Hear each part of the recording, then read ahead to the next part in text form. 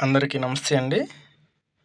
మనం చూసుకున్నట్లయితే కొన్ని ఆయన జీవించాడు అంటే ఈ లోకంలో ఆయన జీవించాడనే చరిత్ర ఉంది. క్రీస్తు పూర్వం, క్రీస్తు శకం అని అట్లా చాలా చరిత్ర ఆధారాలున్నాయి.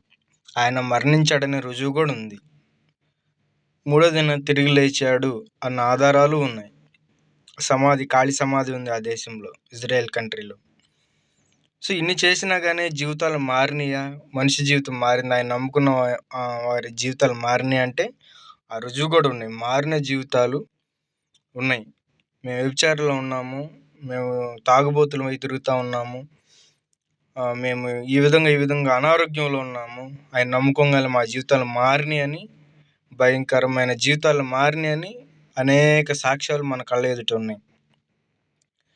సో ఇంత ఉన్నా కానీ మనం ఎందుకు చనిపోయాడు అన్న విషయం మనం గ్రహించలేకపోతా ఉన్నాం. మనిషి పాపాల కొరకు ఆయన చనిపోయాడు.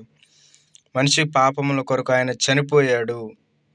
అన్ని గ్రంథాలు చెప్పేది పాపము మరణానికి, నరకానికి తీసుకెళ్తుందని. అయితే యేసుప్రభు అంటున్నాడు, మీ పాపాల కొరకు నేను చనిపోయాను, నా యందు విశ్వాసం ఉంచడం ద్వారా మీరు నరకం నుంచి తప్పించబడి స్వర్గానికి వెళ్తారని యేసుప్రభు అంటున్నాడు. అందుకే ఆయన చనిపోయాడు. అందుకే ఆయన మూడో దినం తిరిగి లేచాడు. ఆయన యందు విశ్వాసం ఉంచడం ద్వారా మనం పరలోకంలోకి వెళ్ళగలుగుతాం. మిత్రమా, మన కంటి ఎదుట ఇన్ని ఆధారాలు ఉన్నా కానీ మనం నెగ్లెక్ట్ చేస్తూ ఉన్నాం.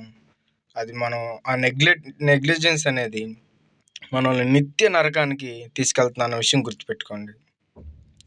ఇన్ని ఆధారాలు నీకు క్లారిఫై చేసుకోండి. డౌట్స్ ఉంటే క్లారిఫై చేసుకోండి, ఓకేనండి.